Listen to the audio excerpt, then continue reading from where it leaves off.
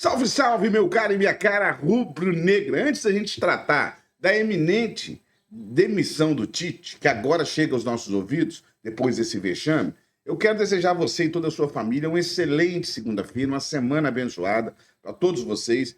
Quero pedir a você que fique nesse vídeo até o final, porque tem notícia bombástica. Lamentável, na verdade, mas notícia bombástica e importante do Flamengo. E eu sei que você se preocupa com o Flamengo. Então fica no vídeo até o final, corre aqui embaixo, se inscreve no canal, ativa o sino das notificações, ô rubro-negro, porque assim todo dia eu venho aqui e te deixo a par de tudo que está acontecendo no Flamengo. Dá um joia também, mete o dedo nesse like aí, ajuda a gente a engajar o vídeo, porque isso aqui é Flamengo. Agora comenta aqui, você acha que o Flamengo está certo em demitir o Tite ou não? O Tite já era? Tá certo? Tem que demitir mesmo? O Marcos Braz está fazendo certo em demitir? Comenta aqui, tamo junto, vamos pro vídeo. Flamengo que realmente ficou distante, Eric. Flamengo ficou agora a 11 pontos, com um jogo a menos, mais 11 pontos do Botafogo. Eu acho que ao escalar um time inteiramente reserva hoje contra o Grêmio, o Flamengo passou um recado de que as Copas, nesse momento, são mais importantes do que a disputa do título brasileiro. Primeira vez no Campeonato Primeira vez que o Flamengo tira 100% dos titulares. Então, nesse momento, banco, né? nem no banco. Era tudo da base. Então, hoje. a distância, a forma como o Flamengo encarou esse jogo contra o Grêmio, ainda que tenha o Peñarol, mas o Peñarol é só na quinta-feira. Se o Flamengo tivesse, de fato, disputando o título, talvez desse para levar uma turma para o banco e tentar ainda fazer um jogo contra o Grêmio, que não vem bem no campeonato. Você vê que o jogo foi equilibrado mesmo com o Flamengo inteiramente reserva. Então, não é só a distância na tabela que tira o Flamengo da disputa do título. Eu acho que são as escolhas do clube nessa reta final de temporada. Me parece que o Flamengo hoje está apostando mais num milagre contra o Peñarol, lá em Montevidéu, e na Copa do Brasil. Eu estava aqui no domingo passado, o Tite demorou muito, né? Foi só no final do programa que ele foi aparecer depois do empate com o Vasco, muito frustrado. E ele meio que sinalizava que a derrota da semana passada, embora com bom rendimento... Empate, né? Empate, perdão. Obrigado, Eric. Embora com bom rendimento, o Botafogo abriu 8 pontos, poderia ter uma mudança de rota. Aí veio a derrota para o Peñarol e hoje essa decisão de escalar totalmente reservas. E embora tenha vencido, o Grêmio parecia menos entrosado que o time C do Flamengo hoje. O Grêmio tem muita dificuldade, né? O Flamengo dominou a partida na grande parte do jogo, mesmo quando estava contra 11 jogadores, né? Com 10 só em campo e 11 do lado do Grêmio. O Grêmio com muita dificuldade de buscar esse entrosamento e o Flamengo tendo liberdade para criar. Com o Carlos Alcaraz na primeira etapa, livre de marcação. Então, alguns erros muito primários do Grêmio. Isso dá a entender que se o Flamengo tivesse feito um time misto, teria buscado um resultado positivo fora de casa. Não fez. Para o Grêmio, uma excelente vitória, mesmo sem jogar bem, já dá um salto na tabela. Agora, dito tudo isso, Rizek, Botafogo e Palmeiras hoje jogam mais do que o Flamengo na disputa do título brasileiro. São times mais consistentes, mais equilibrados e que apresentam um nível de jogo bem melhor do que o do Flamengo a essa altura da temporada na disputa do Campeonato Brasileiro. Mesmo que o Flamengo conseguisse vencer o Grêmio hoje, eu não sei se o Flamengo ainda teria força para alcançar Botafogo e Palmeiras. Talvez matematicamente você olha para a tabela, tem. Mas na bola, Botafogo e Palmeiras hoje estão alguns passos à frente do Flamengo. E com o Palmeiras só focado em brasileiro, o Flamengo ainda dividido com Copa do Brasil e Libertadores. Lédio Carmona e Ricardinho comentaram a partida que o Sport TV acabou de transmitir. Boa noite, amigos. Bem-vindos ao Troca. Tudo bem, Rizek, Eric, Jéssica. Então, futebol é uma coisa meio maluca, né? Eu estou ouvindo vocês falarem, eu concordo com tudo que vocês falaram. Com tudo, Lédio? Não discordou de nada, nada? Mas eu acho que o ponto principal é o seguinte, o Flamengo, realmente, ele olhou meio com uma certa indiferença para o Brasileirão hoje. Mas o Flamengo jogou melhor que o Grêmio, com o time B, C, que seja lá que letra fosse, jogou melhor. O Flamengo jogou melhor que o Grêmio. Me impressionou como parecia mais até organizado em campo, com mais entrosamento que o time titular do Grêmio. Mais organizado, mais inspirado, melhor defensivamente, melhor no meio-campo, melhor atacando. O Flamengo terminou o jogo, mesmo com 10 jogadores, com 20 finalizações. O Grêmio com 12. Então o Flamengo fez tudo melhor que o Grêmio, mas o Grêmio foi eficaz. Foi o que o próprio Diego Costa falou, o Davi Luiz corroborou. Acabou, o Flamengo perdeu o jogo, o Grêmio ganhou, mas eu acho que fica mais preocupante para o Grêmio, porque o Flamengo já está com uma diferença grande no Brasileiro. Então, se ele conseguir uma sequência agora, ele pode voltar, foi o que o Davi Luiz comentou, mas eu acho que o Grêmio ele tem que olhar. A gente ganhou outro time B, C, D do Flamengo e jogando mal, jogando muito mal, com muito mais sorte do que juízo. O Grêmio, quando finalizou, a bola entrou, principalmente no primeiro e no segundo gol. E mesmo quando o Carlinhos foi expulso, o Flamengo ficou com um jogador a menos, o Flamengo ainda jogava dentro do campo defensivo do Grêmio. Então, enfim, eu acho que não serve como consolo para os rubro-negros. Mas os meninos tiveram atitude. Você achou alguns bons jogadores, o Alcaraz teve um bom cartão de visita. Eu acho que é péssimo o resultado para o Flamengo. Agora, em termos de desempenho, o Flamengo foi melhor que o Grêmio, sem dúvida nenhuma. E agora o resultado foi bom para o Grêmio. O desempenho do Grêmio foi ruim. Isso é o futebol. O futebol não explica muita coisa. Vamos discutir a questão da expulsão do Carlinhos. Acho que o Kahneman foi muito malandro na história. Eu acho que teve muita experiência do Kahneman. O assistente acabou chamando. Eu acho que tem muita discussão, tem muito debate nesse lance. Mas o que fica é isso. Acho que o Grêmio tem a comemorar os 3 pontos e tem a lamentar a atuação. E o Flamengo tem a lamentar que não ganhou nenhum ponto, mas pode dizer, jogamos com um time B e fizemos um bom jogo, jogamos melhor que os donos da casa. Há quem diga que o Flamengo jogou melhor hoje com o time C do que contra o Peñarol, em casa pela Libertadores. Há quem Com certeza. Diga. Ricardinho, boa noite, bem-vindo ao Troca. Obrigado, Rizek, tudo bem? Você, Jéssica, Eric, tudo tranquilo? Eu acho que o que o Lédio colocou e a gente falou durante a transmissão, eu acho que o desempenho do Flamengo melhor, resultado ruim, né? Desempenho ruim do Grêmio, resultado melhor. O Flamengo, desde o primeiro tempo, ele fez um jogo melhor que o do Grêmio, mais entrosado, por mais que esses jogadores não venham jogando junto. O Grêmio conseguiu esse gol no primeiro chute a gol do Grêmio. Primeiro chute. O Grêmio no primeiro tempo chutou 2 vezes a gol. Esse, do Cristaldo, e um de pé esquerdo do João Pedro, que a bola bateu na trave. O Flamengo criou muita chance. Esse jovem, o Matheus Gonçalves, não só fez um gol bonito, como fez um bom jogo. Um jogo de provocar o adversário, de drible, de movimentação. Ele e o Wesley, no primeiro tempo, incomodaram muito o Reinaldo aqui, do lado esquerdo da defesa do Grêmio, direito do Flamengo. O Carlinhos poderia ter virado o jogo nesse lance, sim, porque ele saiu cara a cara. Acho que o Marquezinho também teve mérito, porque ele estica o pé direito e tira a batida cruzada. Mas o Flamengo foi melhor. No primeiro tempo eu achei que foi até bem melhor do que o Grêmio. O Grêmio acomodado, lento, tendo dificuldades para jogar e para marcar. E acho que esse foi o cenário que o Flamengo e Grêmio tiveram no primeiro tempo, com individualmente alguns jogadores do Flamengo muito bem, os jovens. Esse Everton, no segundo tempo, a gente vai mostrar aí, o segundo gol ele faz uma jogadaça, mas o jogo dele foi um jogo muito consistente, porque é jovem e todas as vezes que foi solicitado sempre deu resultado, assim, mostrou, né, desempenho, isso foi importante. O Grêmio faz os gols no primeiro tempo e no segundo tempo, no momento onde o Flamengo mais pressionava o Grêmio. Esse foi um lance de perigo do Soteldo e o chute do Monsalvo foi para fora. E logo em seguida o Grêmio faz o segundo gol, né? Que é uma bola desviada. A ação do Matheus Cunha, ela é muito, assim, ela é um pouco estranha. Acho que o desvio é que a bola desvia, né? Você acha que a bola desvia, ele se abaixa, mas assim, a bola meio que bate nele. Enfim, o Bright White não teve nenhuma chance no jogo. A primeira chance dele foi essa que ele fez o segundo gol. E aí tem o lance do Carlinhos, que acho que é uma mistura de situações. É a experiência e o momento do Kahneman para utilizar da situação da jogada, de cair.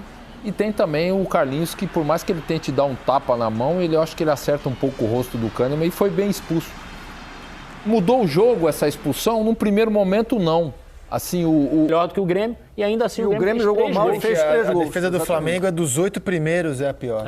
É isso. É espantosa a atuação defensiva do Flamengo nessa temporada. Tira o Campeonato Carioca, que o Flamengo acabou ganhando sem até levar gol, né?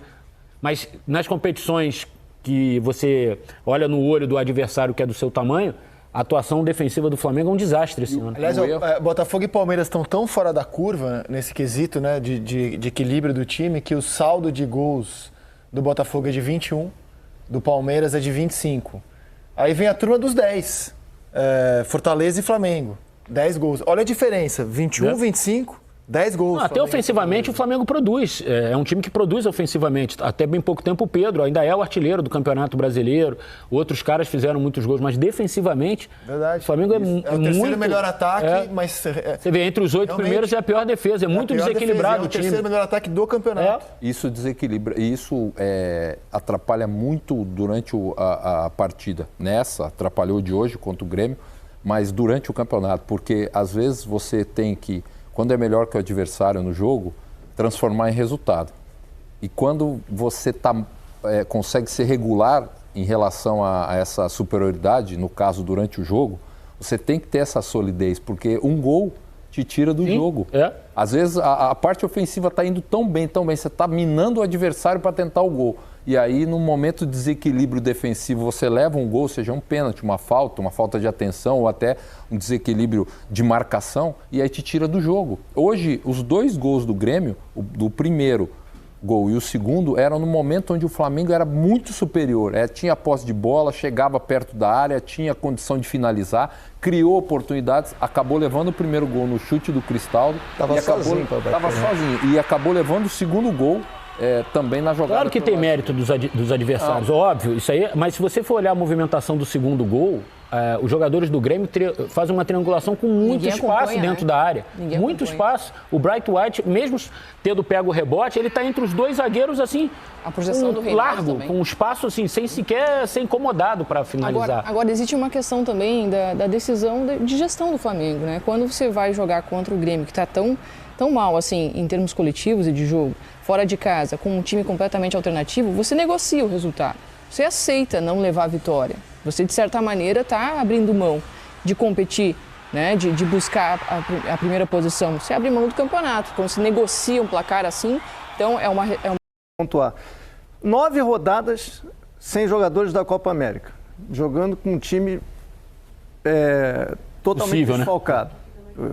Complicou. Aí depois perde jogadores aos lotes por lesão. Aí começa a aparecer o Luiz Araújo, ele se machuca. Contrata o Michael, ele se machuca. Everton Cebolinha no melhor ponto, ele se machuca. O Pedro é o artilheiro do campeonato até hoje, já está fora 5 ou 6 rodadas, ainda é o artilheiro. É difícil rodar assim. Perde o Vinha, traz o Alexandre. É difícil. E traz o Alcaraz da janela. E o pessoal da janela chegou agora. Tem o quê? 3, 4 jogos. Hoje foi o primeiro jogo do Alcaraz. Do Alcaraz hoje. Achei bom. Então, foi bom, né? Muito bom. O que isso pode sinalizar, assim, para o time principal do Flamengo, a atuação do Alcaraz hoje, para vocês? Eu acho que, por enquanto, ele é uma opção. Eu acho que, por enquanto, ainda ele é uma opção, né? Jovem, fez um jogo regular hoje bom, melhor do que até o primeiro, quando ele entrou lá, na estreia dele lá contra o Corinthians. Mas é um processo. Acho que ele é muito jovem, de adaptação ainda. Com relação a isso que vocês comentaram, é muito difícil, cara, essa tomada de decisão, porque o tamanho do Flamengo, ele sempre é pautado no resultado, cara. Então, assim, se a gente fala que deveria ter mesclado um pouco mais, apesar da Copa América, se ele mescla e não ganha, a gente ia falar que por que ele não colocou os caras principais. E aí tem o desgaste do jogador, porque os grandes jogadores, eles se desgastam mais, porque eles são solicitados pela seleção, seja brasileiro ou do país dele, não tem jeito. Eles vão sempre ser o escolhido se ele tiver em condições, pelo treinador, porque a exigência do Flamengo é de resultado, então o cara vai estar sempre nos melhores jogos, vai estar sempre escalado. E o Flamengo, pelas competições que disputa, vai jogar sempre jogos decisivos. Não tem jeito. É o preço que um time grande, um time que performa no Brasil, paga por jogar todas as competições.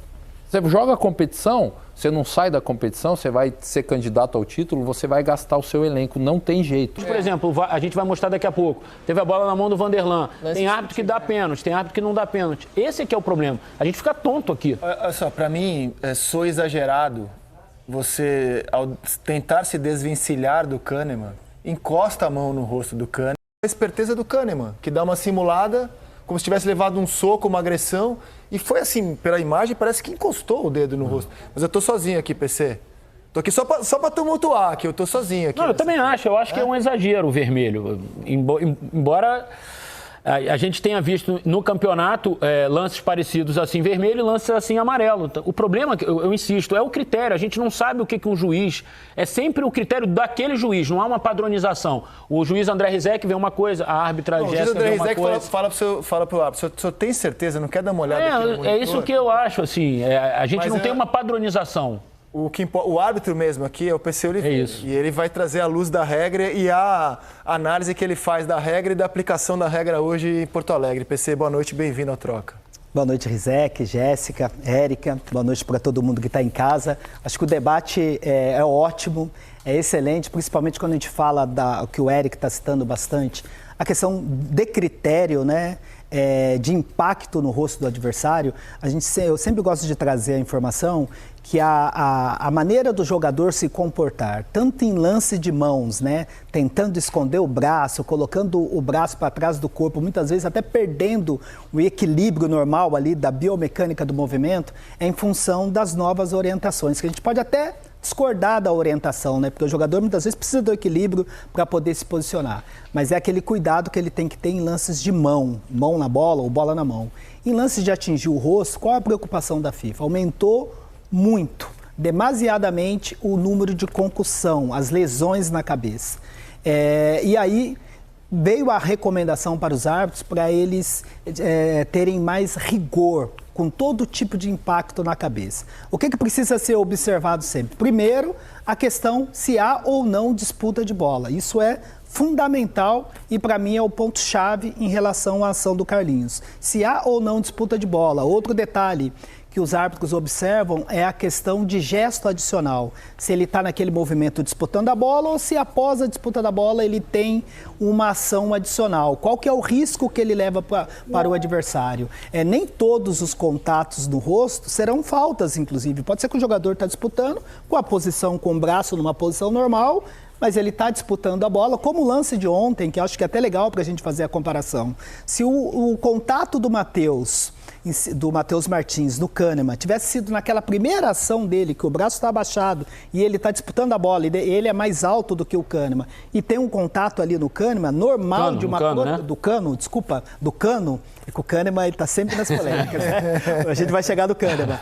Seria absolutamente normal. Por que passou a ser falta e pênalti no jogo de ontem não marcado? Porque depois que ele tem o domínio da bola, ele teve uma ação adicional no rosto do Cano. Mas aquele lance não seria para vermelho? Para mim, amarelo, porque ele tem uma ação adicional, mas não tem a ação do gatilho para dar a cotovelada. Ainda ele tem a atenuante da questão da bola, da questão que está disputando a bola, apesar de ter sido um gesto depois que ele tem a bola dominada. Mas ela não é, de certa forma, mais agressiva do que o tapa do Carlinhos hoje no rosto do Cano? Aí entra a sutileza da regra, né? Porque você sempre terá uma atenuante quando você está disputando a bola. Mas, gente, teve um tapa, eu não consigo ver esse tapa. Não, o tapa que resvala, pega a eu vi ele tentar tirar a mão, assim, mas enfim, a unha talvez tenha dado um arranhão no Kahneman. E a gente chegando agora no lance de hoje, eu acho que assim, para mim o ponto fundamental da expulsão é a questão, claro que teve uma valorização do Kahneman, o Kahneman é um jogador experiente. O amarelo não resolveria? Foi juvenil, ele não pode, mas assim, eu acho que a gente está premiando a esperteza do Kahneman, que dá uma simulada, como se tivesse levado um soco, uma agressão, e foi assim, pela imagem, parece que encostou o dedo no rosto. Mas eu tô sozinho aqui, PC. Tô aqui só para tumultuar, que eu tô sozinho aqui. Não, eu também acho, que é um exagero o vermelho, embora... A gente tenha visto no campeonato lances parecidos assim vermelho e lances assim amarelo. O problema, eu insisto, é o critério. A gente não sabe o que um juiz...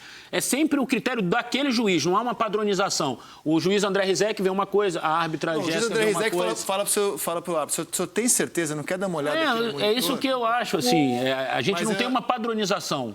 O árbitro mesmo aqui é o PC Oliveira. É isso. E ele vai trazer a luz da regra e a análise que ele faz da regra e da aplicação da regra hoje em Porto Alegre. PC, boa noite, bem-vindo à troca. Boa noite, Rizek, Jéssica, Érica. Boa noite para todo mundo que está em casa. Acho que o debate é ótimo, é excelente, principalmente quando a gente fala o que o Éric está citando bastante, a questão de critério, né? de impacto no rosto do adversário, eu sempre gosto de trazer a informação que a maneira do jogador se comportar, tanto em lance de mãos, né, tentando esconder o braço, colocando o braço para trás do corpo, muitas vezes até perdendo o equilíbrio normal ali da biomecânica do movimento, é em função das novas orientações, que a gente pode até discordar da orientação, né? Porque o jogador muitas vezes precisa do equilíbrio para poder se posicionar. Mas é aquele cuidado que ele tem que ter em lances de mão na bola ou bola na mão. Em lances de atingir o rosto, qual é a preocupação da FIFA? Aumentou muito, demasiadamente, o número de concussão, as lesões na cabeça. E aí veio a recomendação para os árbitros para eles terem mais rigor com todo tipo de impacto na cabeça. O que precisa ser observado sempre? Primeiro, a questão se há ou não disputa de bola. Isso é fundamental e, para mim, é o ponto-chave em relação à ação do Carlinhos. Se há ou não disputa de bola. Outro detalhe que os árbitros observam é a questão de gesto adicional. Se ele está naquele movimento disputando a bola ou se após a disputa da bola ele tem uma ação adicional. Qual que é o risco que ele leva para o adversário? Nem todos os contatos no rosto serão faltas, inclusive. Pode ser que o jogador está disputando com a posição, com o braço numa posição normal, mas ele está disputando a bola, como o lance de ontem, que eu acho que é até legal para a gente fazer a comparação. Se o contato do Matheus Martins no Kahneman tivesse sido naquela primeira ação dele, que o braço está abaixado e ele está disputando a bola, e ele é mais alto do que o Kahneman, e tem um contato ali no Kahneman, normal de uma... Do Cano, é que o Kahneman está sempre nas polêmicas, né? A gente vai chegar no Kahneman. Seria absolutamente normal. Por que passou a ser falta e pênalti no jogo de ontem não marcado? Porque depois que ele tem o domínio da bola, ele teve uma ação adicional no rosto do Cano. Mas aquele lance não seria para vermelho? Para mim, amarelo, porque ele tem uma ação adicional, mas não tem a ação do gatilho para dar a cotovelada. Ainda ele tem a atenuante da questão da bola, da questão que está disputando a bola, apesar de ter sido um gesto depois que ele tem a bola dominada. Mas ela não é, de certa forma, mais agressiva do que o tapa do Carlinhos hoje no rosto do Cano? Aí entra a sutileza da regra, né? Porque você sempre terá uma atenuante quando você está disputando a bola. Mas, gente, teve um tapa, eu não consigo ver esse tapa. Não, o tapa que resvala, pega a eu vi ele tentar tirar a mão e assim, mas, enfim, a unha talvez tenha dado um arranhão no Kahneman. E a gente chegando agora no lance de hoje, eu acho que assim, para mim o ponto fundamental da expulsão é a questão... Claro que teve uma valorização do Kahneman. O Kahneman é um jogador experiente, que gosta desse contato, que busca contato. É um jogador chato, né? Vamos falar o português claro, que é chato, que agarra, segura os adversários. Malandro da bola, né? Malandro. E o Carlinhos ali, acho que se deixa levar aí por essa ação do Kahneman. E aí não tem disputa de bola. Quando não tem disputa de bola, o rigor é maior. O jogador passa, sim, a assumir o risco pela sua ação. A gente, claro... que condena todo tipo de cera, todo tipo de simulação, mas a gente tem que considerar a ação. Olha só, o Carlinhos, ele atinge o rosto do Kahneman. Ele tem esse movimento tentando tirar o braço do Kahneman e atinge. A imagem de frente vai dar para perceber, claro, que não é para essa queda toda. Parece que tomou um soco do Mike Tyson. Para essa valorização do Kahneman, mas ele atinge o rosto e a observação foi correta. Quem informa a ação do Carlinhos foi o assistente 2, o Evandro...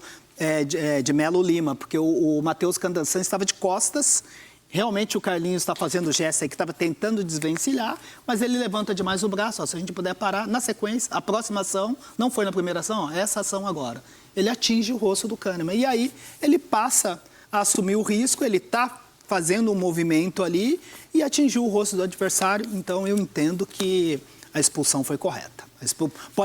A gente pode dizer aqui, olha, foi rigorosa, mas não pode dizer que é uma decisão errada. Não, claro, né? É uma decisão errada. Sim, se o juiz vê e interpreta como amarelo, você chamaria de erro?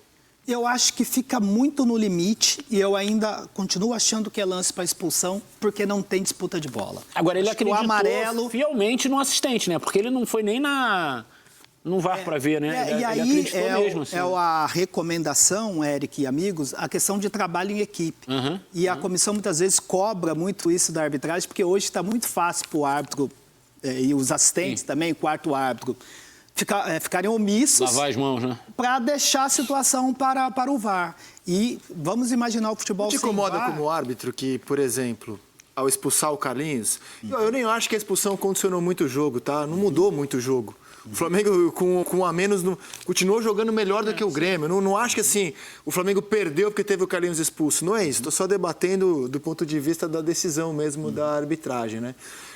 Você, como árbitro, não fica assim com uma sensação, pô, eu estou premiando a cera, a simulação, a esperteza do Kahneman, porque ele claramente quis tirar vantagem da cena, o Kahneman, né? Você não acha que tem esse outro lado também, você premiar um jogador que está fazendo uma simulação? Eu acho que tem esse outro lado de você ter uma atenção. E aí já esse trabalho, inclusive, começa antes do jogo, né? Porque quando você vai atuar, você tem que conhecer as características dos jogadores, dos treinadores, a maneira como eles se comportam. E aí, por isso a gente sempre fala da questão da arbitragem preventiva. Você, quando vai atuar num jogo que você tem o Kahneman, você tem o Gustavo Gomes, você tem o Verratti, que são o David do Vasco, são jogadores que gostam de contato, que usam o braço, você não pode ficar esperando a situação acontecer. E a recomendação para esse tipo de jogos que envolve esses jogadores é você trabalhar, é fazer o trabalho preventivo, é chamar a atenção o tempo todo, é se mostrar presente, não só nos lances de escanteio, como também nas ações ali durante o jogo, porque os instrutores sempre falam, principalmente os mais experientes, mais antigos, falam assim, ok, você tomou a decisão e mostrou o cartão vermelho, mas o que você poderia ter feito antes para poder evitar? Então, aí entra a experiência, entra o trabalho preventivo, entra você estar atento o tempo todo, antes que aconteça a situação. Quando ocorre a situação, mesmo com a valorização do Kahneman, a gente não pode descartar a ação do Carlinhos. E aí, Rubro Negro, o que você acha? Foi pênalti? Não foi pênalti? Comenta aí. Eu fiquei na dúvida, pênalti não, né? Expulsão. Foi lance de expulsão, você concorda, não concorda? Comenta aí. Tamo junto, quando tiver mais notícia eu trago aqui pra você, Rubro Negro.